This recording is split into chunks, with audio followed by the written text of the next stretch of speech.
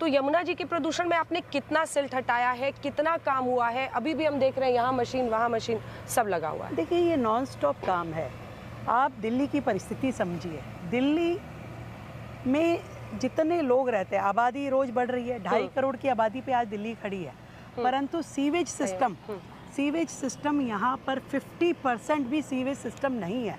आज यदि हम ये माने कि हमारा सीवेज डिस्पोजल 1500 MGD है, तो वर्तमान में जब हमें सरकार हैंडओवर हुई तो आपके पास में सीवेज डिस्पोजल के लिए केवल 600 MGD की क्षमता थी, सीवेज ट्रीटमेंट प्लांट्स की 600 MGD की, जिसको आने के बाद हमने लगातार उस पर काम करते हुए, क्योंकि वो सारे नाले नालियाँ आखिर में तो आके यमुना जी में ही गिर रहे हैं।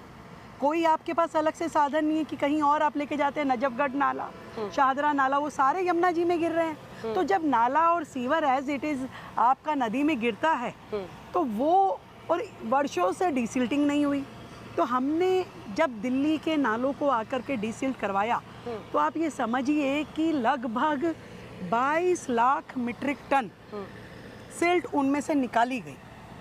ये पिछले 6-8 महीने के दौरान जो हुआ, 22 लाख मीट्रिक टन, जब वो गाद, अदरवाइज तो वो आकर के यमुना में ही गिरती ना। वो सीवेज आपने रोका। आपने जितने 37 STP दिल्ली में वर्तमान में थे, उन 37 STPs की क्षमता DPCC के अनुसार थी ही नहीं। मतलब 500 MGD तो बहुत बड़ी बात मैं कह रही हूँ उसको ट्रीट करने के लिए, वो भी नहीं थी।